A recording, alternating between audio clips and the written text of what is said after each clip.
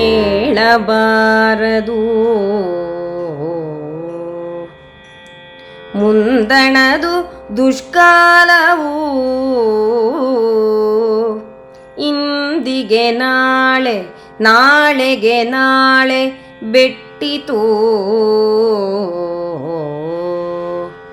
ವರ್ಣಧರ್ಮಾಶ್ರಮದ ನೆಲೆ ಹೋಯ್ತು ಕಾಲ ವಿಷಮವೂ ಕೌರವ ಕ್ಷಿತಿಪಾಲ ಪಾಂಡುಕುಮಾರರಲ್ಲಿ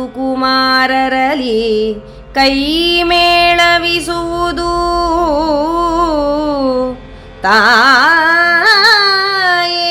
ಬಿಜಯಂಗೈ ನೀವು ಎಂದ. ಮುಂದುವರೆದು ವೇದವ್ಯಾಸರು ತಾಯಿ ಸತ್ಯವತಿಗೆ ನುಡಿದರು. ಮುಂದರದು ಕೆಟ್ಟ ಕಾಲವಮ್ಮ, ಇಂದಿಗೆ ನಾಳೆ, ನಾಳೆಗೆ ನಾಳೆ ಅಂದರೆ ನಾಳಿದ್ದು. ಬೆಟ್ಟಿತು ಎಂಬ ಪದವನ್ನು ಪ್ರಯೋಗಿಸಿದ್ದಾನೆ ಕುಮಾರವ್ಯಾಸ ಕವಿ. ಅಂದರೆ ಕಠಿಣ, ಬಿರುಸಾದದ್ದು, ನಿಷ್ಠುರ ತೆರನಾದದ್ದು ಇತ್ಯಾದಿ ಅರ್ಥ ಬರುತ್ತದೆ ಬೆಟ್ಟಿತು ಎಂಬ ಪದಕ್ಕೆ. ಒಳ್ಳೆಯ ದೇಸಿ ಪದ ಇದು. ವರ್ಣಧರ್ಮ ಇತ್ಯಾದಿ, ವರ್ಣಾಶ್ರಮ ಧರ್ಮ ಇತ್ಯಾದಿ ಆಶ್ರಮದ ನೆಲೆ ಹೋಗಿಬಿಡುತ್ತದೆ. ವಿಷಮ ಕಾಲ ಬರುತ್ತಿದೆಮ್ಮ. ಕೌರವ ದುರ್ಯೋಧನಾದಿಗಳ ಹಾಗೂ ಪಾಂಡವರಲ್ಲಿ ಮನ ಕೆಟ್ಟು ಕೈ ಮೇಳವಿಸುತ್ತದೆ ಎನ್ನುತ್ತಾನೆ ಕುಮಾರವ್ಯಾಸ. ಅಂದರೆ ತಾಯೇ, ಸಮರವೇ ಕೈ ಹತ್ತಲಿದೆ, ತಾವು ದಯಮಾಡಿಸಬೇಡಿ ಎಂದು ಈ ಘೋರ ಸಮರವನ್ನು ನೋಡಲು ಇಲ್ಲಿ ಇರಬೇಡಿರಿ ಎಂಬುದಾಗಿಯೇ ಭವಿಷ್ಯವನ್ನು ನುಡಿದರು ವೇದವ್ಯಾಸರು. ತಾಯೇ ಬಿಜಯಂಗೈ ನೀವು ಎನಲು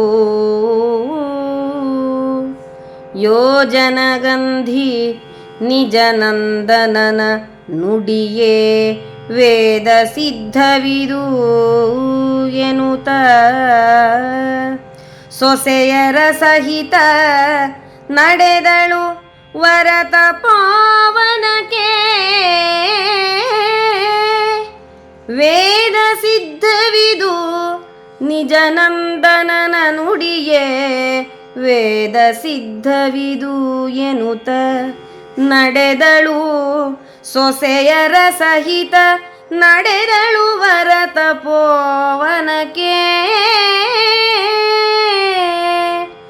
ಮುನಿಪನು ಇತ್ತಲು ಬದರಿಕಾನಂದನಕ್ಕೆ ಮರಳಿದನು.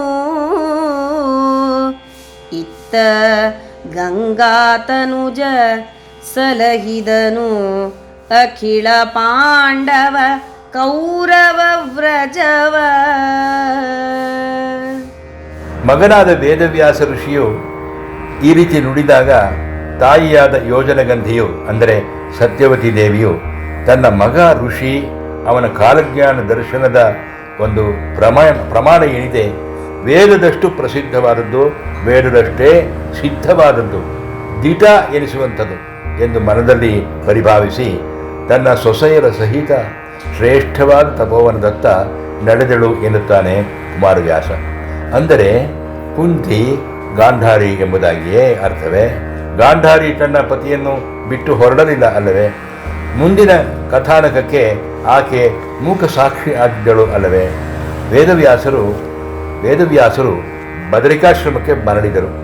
ಇತ್ತ ಹಸ್ತಿನಾಪುರದೆಡೆಗೆ ಪಾಂಡವರನ್ನು ಕರೆದೊಯ್ದು ಕೌರವರ ಸಮೂಹದೊಡನೆ ಮುಂದೆ ಪರಿಪಾಲಿಸಿದರು ಇಡೀ ರಾಜ್ಯವನ್ನು ತನ್ನ ಧರ್ಮಪಥದಲ್ಲಿ ಭೀಷ್ಮಾಚಾರ್ಯರು ಮುಂತಾದವರು.